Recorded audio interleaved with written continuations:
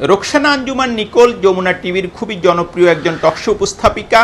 আপনারা অনেকেই হয়তো খেয়াল করেছেন যে সম্প্রতি একটি টকশোতে সাবেক শিবির নেতা এবং সুপ্রিম কোর্টের আইনজীবী শিশির মনিরের সঙ্গে উনার একটা উত্তপ্ত বাক্য বিনিময় হয়।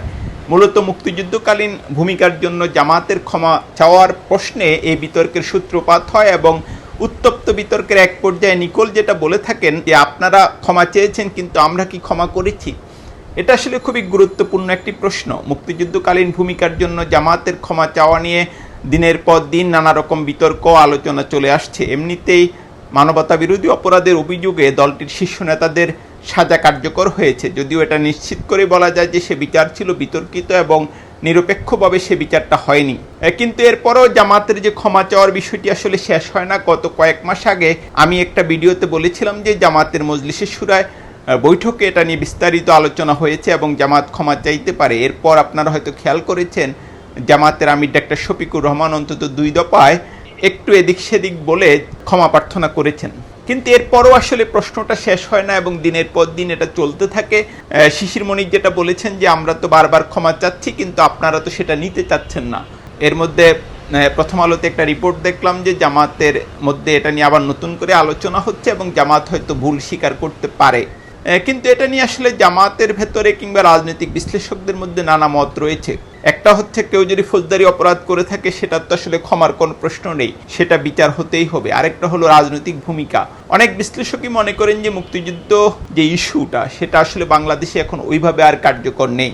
বিশেষ করে ডাকসু এবং জাকসু নির্বাচনে এটা পরিষ্কার যে তরুণ প্রজন্ম মুক্তিযুদ্ধের চেতনা, মুক্তিযুদ্ধের পক্ষ বিপক্ষের শক্তি যে বিভাজন বা যে চেতনা রাজনীতি সেটা প্রত্যাখ্যান করেছে এবং সে ব্যাপারে আসলে তাদের কোনো মাথা ব্যথা নেই।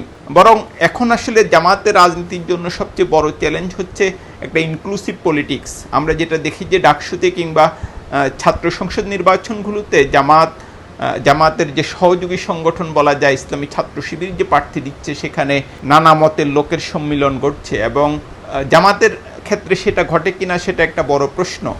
এখন পর্যন্ত এই ব্যাপারে খুব বেশি ইঙ্গিত আসলে পাওয়া যাচ্ছে না। আরেকটা যেটা জামাতের জন্য বড় চ্যালেঞ্জ হচ্ছে নারী অধিকারের বিষয়টি তারা কিভাবে অ্যাড্রেস করে। আমি তো যেটা বুঝতে পারি যে পশ্চিমা বিশ্বের এটা একটা বড় কনসার্ন যে জামাত যদি আরও গুরুত্বপূর্ণ শক্তি হয়ে ওঠে কিংবা কখনো ক্ষমতায় যায় তাহলে নারী অধিকারের বিষয়টি কিভাবে দেখা হবে সেটা পশ্চিমাদের কাছে একটা খুবই গুরুত্বপূর্ণ ইস্যু। তারপর আমরা আরেকটা যেটা দেখতে পারি যে আগামী নির্বাচনে জামাত কাদের সঙ্গে জোট করে সেটা একটা বড় প্রশ্ন। শুরুতে এনসিপি ওই জামাতের যে সংশ্লিষ্ট বলয় সেখানে থাকবে বলে বলা হচ্ছিল, কিন্তু দৃশ্যত এনসিপির ভেতরে এটা নিয়ে নানা রকম মতবিরোধ বা মতভেদ তৈরি হয়েছে এবং এখন যেটা দেখা যাচ্ছে যে এনসিপি জামাতের নেতৃত্বাধীন যে আন্দোলন সেখানে যোগ দেয়নি এবং খুব সহসা জামাত এবং এনসিপির মধ্যে কোনো রকম রাজনৈতিক সমঝোতা বা নির্বাচনী সমঝোতার সম্ভাবনা কম। সেক্ষেত্রে জামাতের জন্য যেটা এরই মধ্যে আলোচনা করেছি যে ইনক্লুসিভ প্রার্থী দেওয়া যেরকম একটা বড় চ্যালেঞ্জ, তাদের যদি তারা কোনো নির্বাচনী সমঝোতা করে সেক্ষেত্রে ও সকল দল মতের দল ওই সমঝোতা অন্তর্ভুক্ত করাটাও জামাতের জন্য একটা বড় চ্যালেঞ্জ।